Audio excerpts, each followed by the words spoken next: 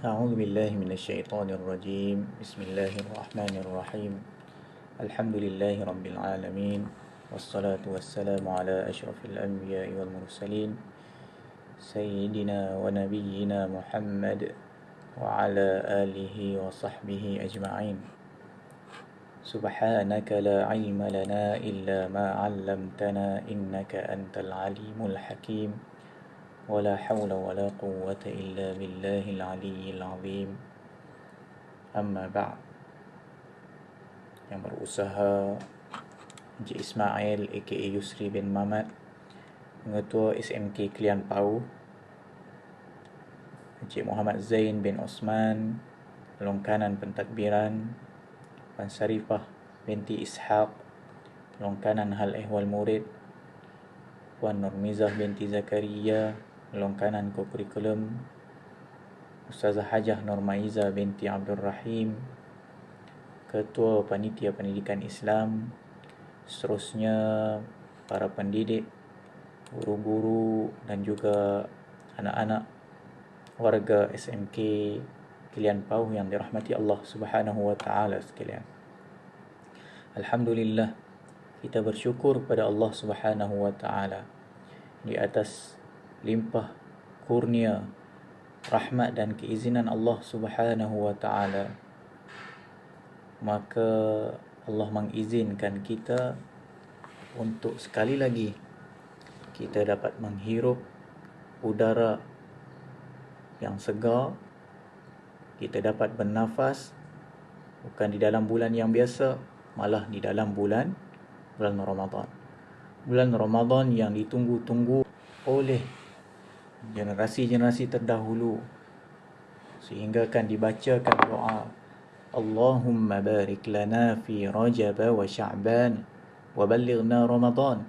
Ya Allah, berkatilah kami di dalam bulan Rajab, kemudian seterusnya dalam bulan Sya'ban, dan sampaikanlah kami di dalam bulan Ramadan. Semenjak 3 bulan yang terdahulu dibacakan doa menantikan kehadiran, kedatangan bulan yang besar, bulan yang hebat, bulan yang agung, disebut sebagai bulan Ramadan. Sidang pendengar warga SMK Kelian Pau yang rahmati Allah sekalian, Ramadan ini merupakan suatu nikmat agung Allah berikan kepada kita. Kalau kita lihat daripada awalnya bangun kita pagi-pagi, daripada bersahur lagi, sehinggalah ke malam sebelum kita tidur, penuh dengan peluang yang diberikan untuk kita merebut dalam amalan zahir kita ataupun batin kita. Disebutkan oleh Allah Subhanahu wa taala, Allah berfirman di dalam Al-Quran, A'udzu billahi minasyaitonir rajim. Ya ayyuhalladzina amanu kutiba alaikumus shiyam kama kutiba alal ladzina min qablikum la'allakum tattaqun.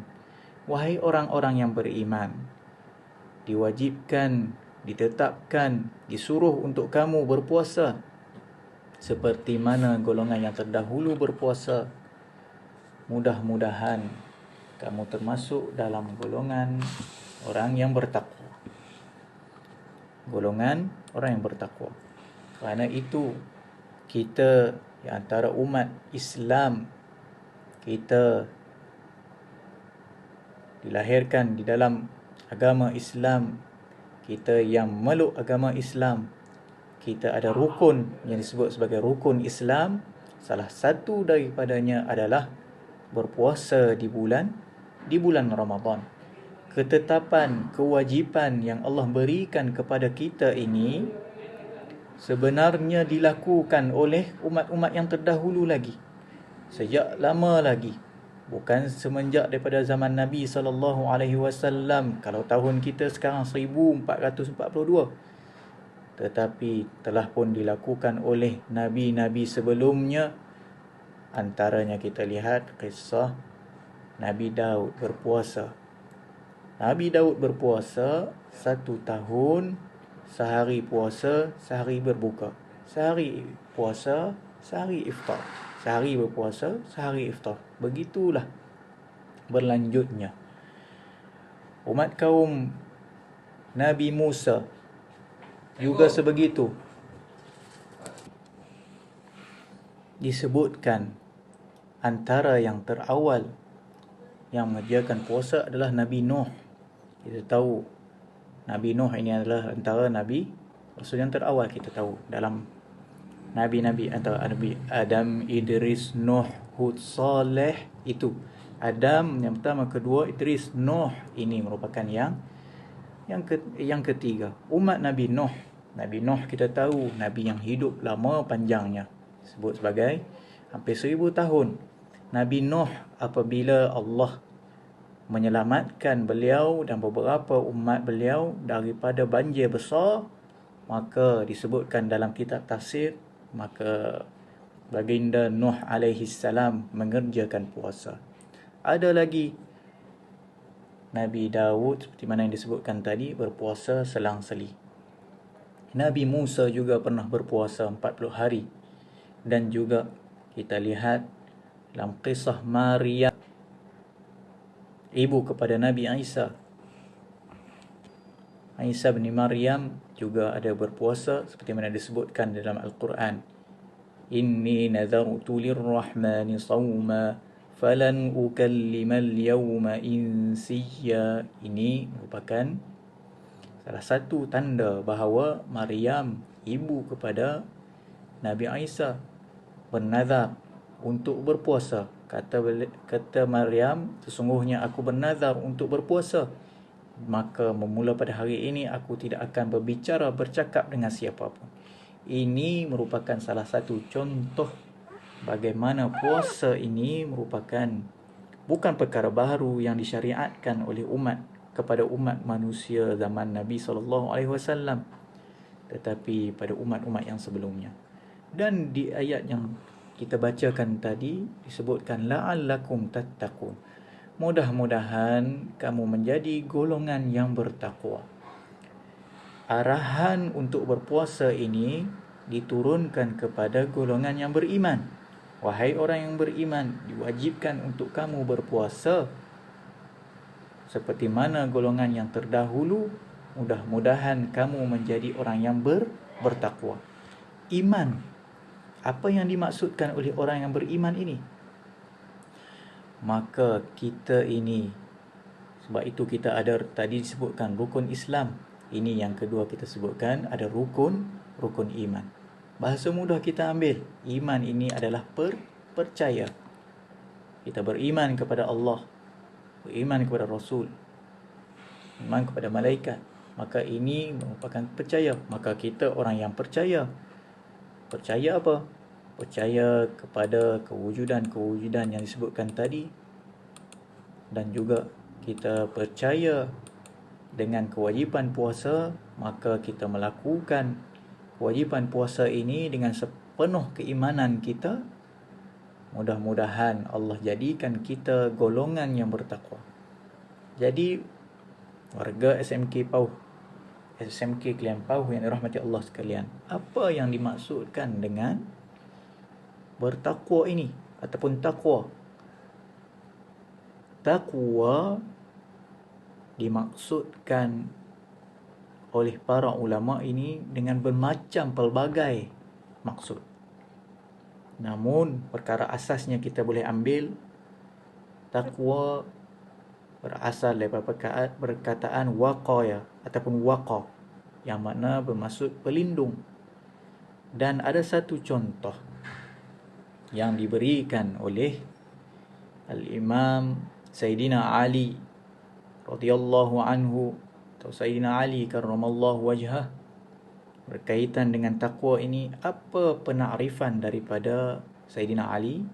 Beliau mengatakan bahawa takwa ini merupakan al-khawfu bil jalil, iaitu takut kepada Allah, wal amalu bit tanzil, dan beramal dengan apa yang diturunkan, dengan apa yang diarahkan. Wal amalu bit tanzil war ridha bil qalil, dan ridha dengan apa yang sedikit yang kita dapat. wasti'dad liyaumir rahil, dan bersedia untuk menuju hari pemergian, yakni hari kematian, dan juga hari yang seterusnya adalah kiamat. Maka ini merupakan salah satu daripada bentuk takwa, iaitu kita takut kepada Allah Subhanahu wa taala. Kemudian kita redha dengan apa yang telah pun ditetapkan kepada kita, dan juga yang terakhir adalah kita membuat persiapan untuk menuju alam yang seterusnya, iaitu alam akhirat. Jadi warga SMK sekalian pauh yang dirahmati Allah Subhanahu wa taala sekalian, kita hendak jadikan puasa kita ini bagaimana kita nak reka, bagaimana kita nak menguruskan puasa kita ini supaya puasa kita ini tergolong dalam keadaan kita bertakwa. Habis Ramadan kita ini tergolong dalam golongan yang bertakwa, diterima amalan kita. Kerana itu, anak-anak warga SMK kalian pauh yang dirahmati Allah sekalian, kita perlu maklum, kita perlu ma'ruf bahawa bulan Ramadan ini kita hanya lakukan perkara mungkin kecil sahaja, tetapi ganjaran yang Allah beri kepada kita sangat besar. Sehingga kan kalau kita kata puasa itu sendiri pun, kata Nabi SAW dalam hadis, setiap amalan anak Adam ini maka diganjarkan dengan di antara 10 kebaikan hingga 700 kebaikan. Illa siyam, melainkan puasa. Puasa ini satu benda yang besar. Fa innahu li, disebutkan Allah berfirman dalam hadis qudsi, sesungguhnya puasa itu adalah untukku, yakni Allah, dan Allah lah yang memberi ganjarannya. Allah yang memberi ganjarannya. Sebab itu ini merupakan satu perkara penting. Kita mungkin sebelum ini kita ada pakai prepaid telefon. Prepaid telefon kita hanya beli, dalam contoh lah kita katakan RM50, hanya dapat beberapa gig sahaja. Bila dah habis gig itu, maka kita tak boleh dah nak guna kita punya internet phone kita, mobile data kita. Tetapi apabila ada tawaran untuk kita dapat bayaran mungkin sama juga RM50, tetapi unlimited kita guna internet, apa lagi kita pun semangat beli. Dulu kita terpaksa bayar dengan gig yang terhad. Sekarang ni gig tanpa batasan, unlimited. Pasti kita suka, pasti kita minat. Begitu juga puasa ini sebenarnya. Puasa disebutkan sebagai satu amalan yang kita buat, ganjarannya adalah tanpa batasan, kerana Allah yang memberikan ganjarannya. Itu satu perkara berkaitan dengan puasa. Kerana apa? Dikatakan kerana puasa ini merupakan satu rahsia. Tidak nampak. Orang mungkin nampak di depan dia puasa, tapi di belakang tidak puasa. Maka ini merupakan satu perkara rahsia di antara seorang itu dengan Allah Subhanahu wa taala. Itu yang pertama. Yang kedua, apabila kita bangun pagi, bermula dengan bangun pagi lagi, apabila kita nak mengerjakan puasa, sudah pastilah kita bangun untuk mengerjakan sahur. Betul apa tidak? Maka kita dah merebut satu peluang bangun sebelum subuh. Kita ada satu peluang untuk kita bersolat, paling sikit 2 rakaat. Kita kerjakan 2 rakaat, disebut sebagai pahala tahajud. Ini juga ganjaran yang besar. Wa minal laili fatahajjad bihi nafilatan lak, sebutkan merupakan satu daripada malam ini kamu bangunlah untuk mendirikan tahajud. Kita dah dapat pahala bangun malam, dapat solat tahajud. Kemudian kita makan pula sahur. Makan sahur ini merupakan salah satu anjuran Nabi SAW untuk kita kerjakan. Kita buat amalan bersahur ini, disebutkan akluhu barakah.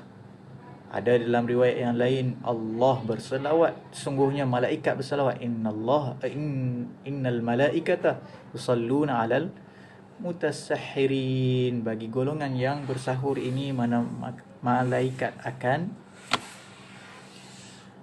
berselawat ke atasnya. Maka ini merupakan satu peluang ganjaran besar. Apa maksud kepada malaikat berselawat ini? Maksudnya adalah doa daripada malaikat dan juga istighfar malaikat untuk kita. Allah, ini merupakan satu ganjaran besar, kita mungkin tak nampak, tetapi disebutkan oleh ulama bahawa doa malaikat ini, wa ma'lumun anna du'a al-malaikati mujabun, maka diketahuilah bahawa doa daripada malaikat ini pastinya diterima oleh Allah Subhanahu wa taala. Itu kita baru ambil cerita tentang amalan bermula daripada awal pagi. Kemudian kita mengerjakan salat subuh. Lepas salat subuh, kita lalui hari kita daripada pagi sehinggalah ke petang. Apa sahaja yang kita buat amalan, walaupun benda itu kecil, tetapi digandakan dari segi ganjarannya. Allahu Akbar kabira merupakan satu perkara besar yang kita nampak biasa. Mungkin kita lalui pada bulan biasa, cumanya kita tak makan pada waktu siang, tetapi kita buat perkara yang kecil.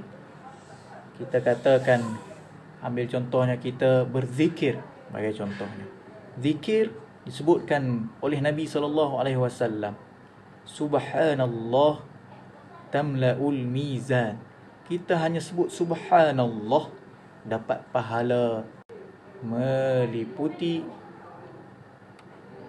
timbangan mizan. Pahalanya memenuhi timbangan mizan. Subhanallah walhamdulillah tamla'ani bainas samawati wal ard. Kita sebut subhanallah, sebut alhamdulillah, memenuhi timbangan di antara langit dan juga bumi. Kita tahu langit yang kita nampak ini pun kita dah rasa tinggi, tapi langit kita lebih makruf dan tahu langit ada 7 lapis, pastinya tinggi, dan itulah ganjaran. Kita mungkin tak dapat nak fikir dari segi akalnya, namun itu apabila kita hanya sebut di bulan-bulan biasa ganjarannya sebegitu, kita bayangkan kita amalkan di bulan Ramadan, apatah lagi lebih besar ganjarannya. Maka kita buat amalan ini. Apalagi yang disebutkan dalam bulan Ramadan, kita disunatkan untuk memperbanyakkan bacaan Al-Quran. Memperbanyakkan bacaan Al-Quran.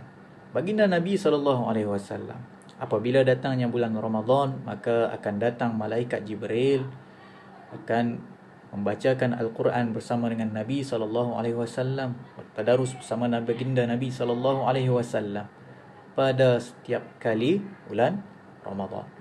Maka sebab itu, kalau di masjid-masjid kita meriah dengan suasana, meriah dengan budaya membaca Al-Quran, bertadarus, sama ada pada waktu malam, waktu siang, ataupun waktu bila-bila waktu pun.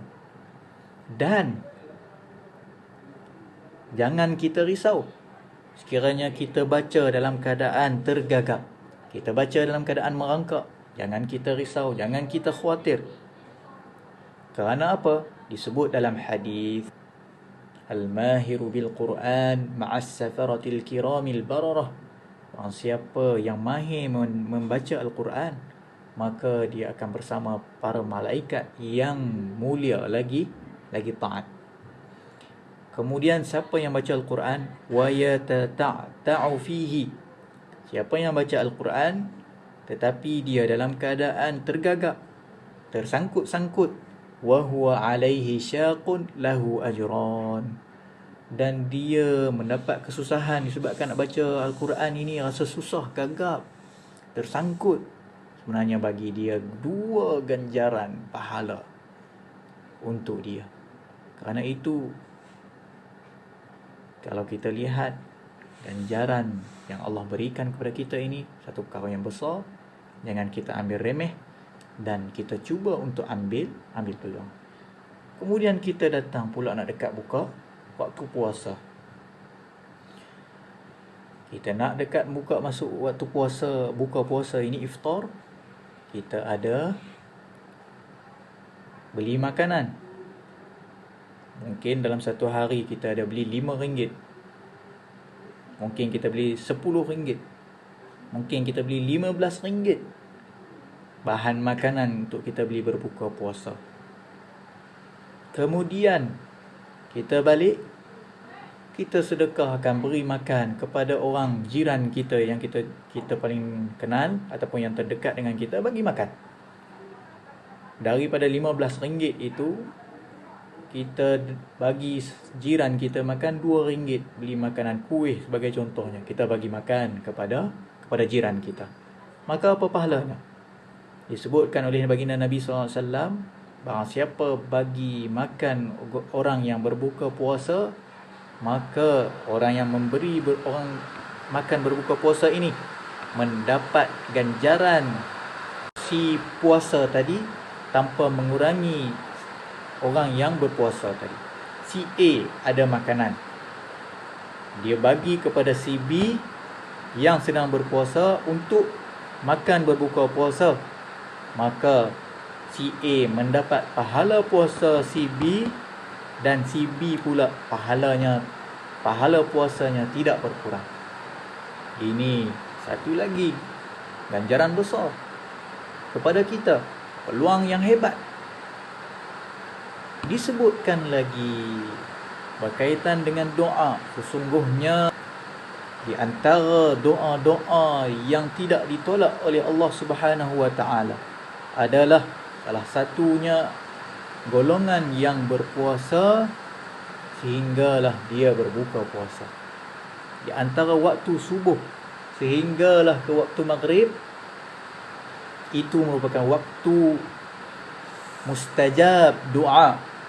Doa kita mustajab, diterima oleh Allah Subhanahu wa taala. Apa-apa sahaja yang kita inginkan, minta kepada Allah Subhanahu wa taala, mengadu kepada Allah Subhanahu wa taala, minta untuk dimakbulkan, diterima oleh Allah Subhanahu wa taala. Selepas kita berbuka puasa, kita solat maghrib, kita tunggu masuknya isyak, kemudian kita solat isyak dan bersolat tarawih.